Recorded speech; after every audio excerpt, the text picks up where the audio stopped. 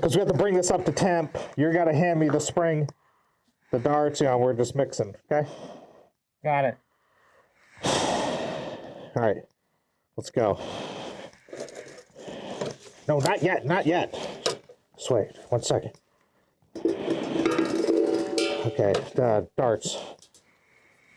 Like a pinch. Pinch? Yeah. And then add the springs. We need that 3. Get a few springs in there. All right.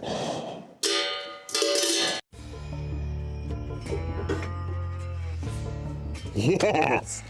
Mr. Flux, this is a work of art. It's not my best, but it will do. Call me Al. Huh? Call me Al. Call you Al? Call me Al the chemist. Oh, brother.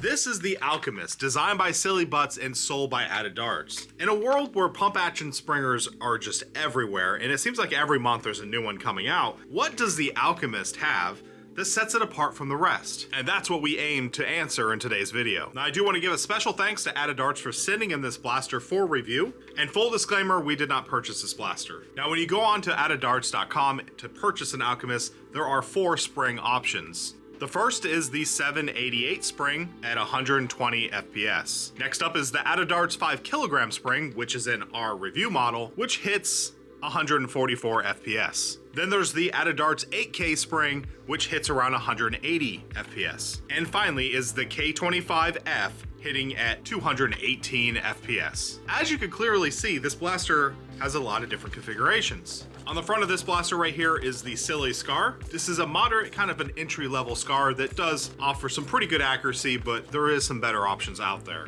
On the forward pump, there is Picatinny, so you can swap this out for whatever option you would like. The blaster takes Talon Geometry or Coda Mags or Tachi Mags from Added Darts. The pistol grip is a proprietary design. We have a generous amount of Picatinny on the top of the blaster, and on the back we have an adjustable buttstock. But where this blaster really shines is its performance and operation. Let's go check it out. We will be doing all our testing with Worker Gen 3s.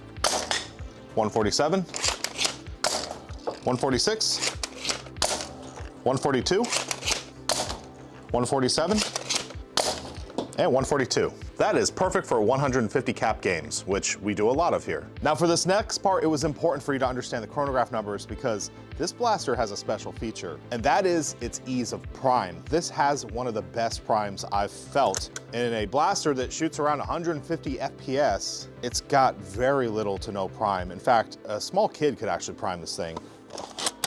Talk about optimization. Oh, and it's accurate too. And since we're still talking about operation, let's check if it has slam fire.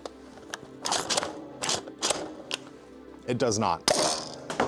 But it does shotgun, which is kind of a feature in itself if you'd like to do a quick shotgun blast.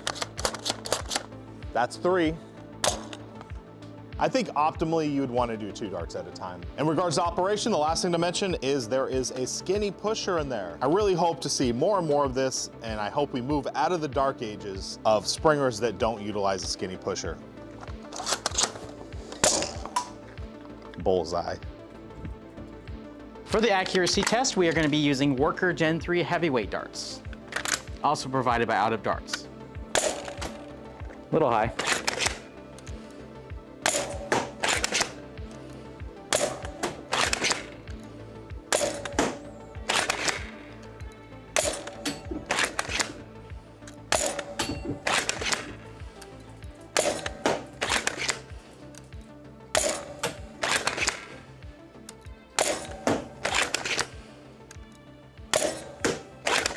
In terms of ergonomics and feel, this feels rock solid. There's next to no rattle, aside from maybe the magazine, but if you take that out, there's really not a whole lot there.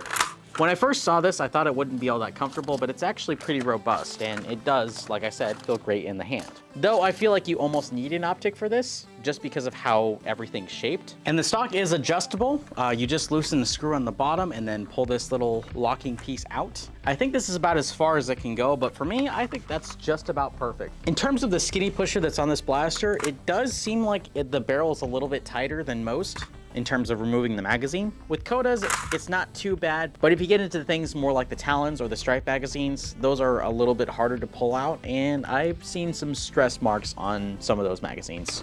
But overall, it's a pretty solid design choice. So what is my final impressions of the Alchemist from Silly Butts? If you're like myself and you like to print your own blasters, then I would highly recommend grabbing a kit, printing this out, and building it yourself. Now, if you don't have a printer, but you really want to get one of these, you can get one fully printed and built from Out of Darts. However, I will say the price is a bit hefty. Now, the price is justified because of all that goes into printing and building a blaster. That's not the issue. The issue is that you can get an injection molded, much more durable blaster from, say, Worker, which you can also purchase from Out of Darts, like the Worker Harrier. And I bring up the Worker Harrier because the Worker Harrier does have an upgrade kit that allows it to have bearings inside, so it does have a nice smooth prime, similar to this. Now, that will set you back a couple $100. It's still $110 cheaper than grabbing an Alchemist. Now, if money is not an issue and you truly just love how the Alchemist looks, then I think it's a good pickup. The color customization for this blaster is unmatched when you go through Out of Darts. As you can see here, we have just a really amazing looking kind of watermelon with some blue trim on it. I kind of think of it as the minty melon color scheme. Absolutely love it. Let me know what you think down in the comments section.